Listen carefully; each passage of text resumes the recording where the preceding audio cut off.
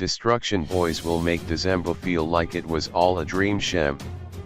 Last year, the beginning of Dezemba was signaled by Distruction Boyz' Gom is the Future album, and on Friday they dropped their much anticipated sophomore album, and it's already been classified fire by Twitter. A year after their debut album, which reached platinum status, the boys are back with another Dezemba playlist for all DJs to mess with this festive season.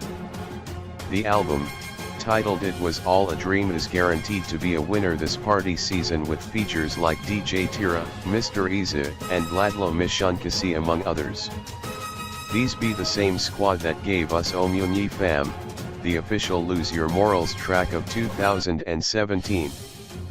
You can only imagine how hectic the situation is going to be when they have tracks such Maxogi, Bumathai, Shasha Kush Asha, and Izanji Azami.